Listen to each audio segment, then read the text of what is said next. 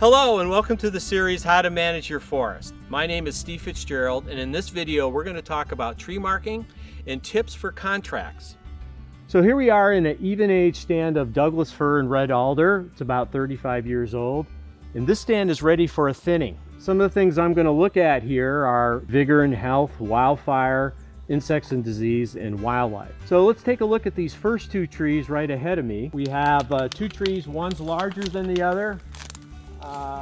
The one on the right, a very dominant tree, has a lot of crown, looks pretty healthy, has a good top. The one on the left, a smaller crown and less vigorous. The tree on the left is the one I'm going to take.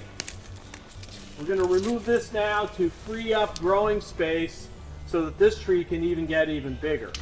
So I'm going to mark this tree to be cut.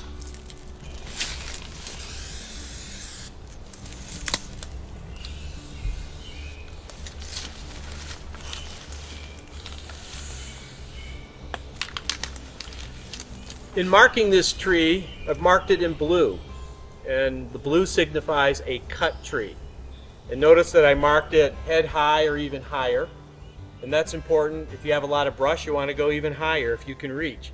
But I've marked it at eye height on both sides. You could also mark completely around the tree, and I've also marked at the stump. And the reason for that is to make sure that when the contractor's out here, they've cut the right tree. So once this tree is cut, you'll know that you had marked this tree because you still have a blue stump mark at the base of the tree. Okay, so we've marked this tree. We're going to continue marking in this stand, so come along.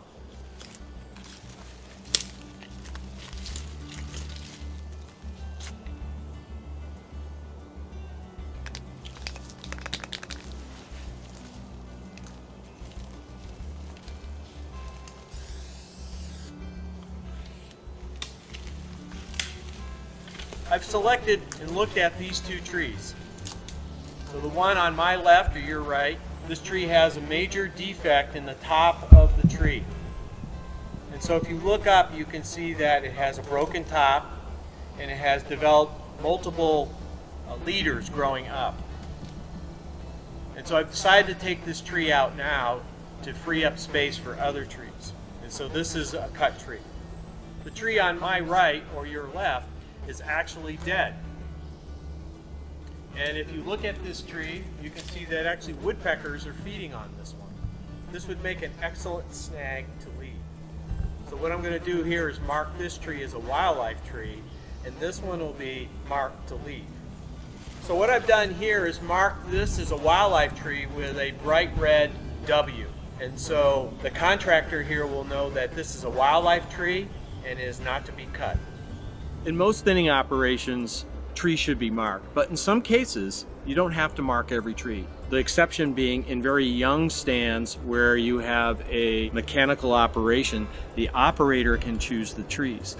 But what's important is to set up an area that you've done a sample mark, where then when the operator comes in, they can see your mark, remove the trees that you want, learn from that, and then once the sample mark is thinned, then they can move off and begin to thin the rest of your forest. Well, the first thing I'm looking for damage, like ice damage and broken tops and small pieces.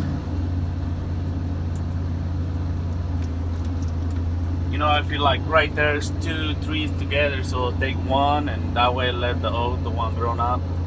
You still have to go out and check it and make sure that they're doing exactly what you want. And daily or weekly communication is important to make sure they're cutting the trees you want and leaving the healthy trees for the future. In developing and signing a contract with a logging operator to thin your forest, it's important to specify in that contract which trees are to be cut and which are to be left. And typically we use different colored paint to designate that. So having your trees properly marked will help you be successful in managing your forest. Thank you and best wishes for managing your forest.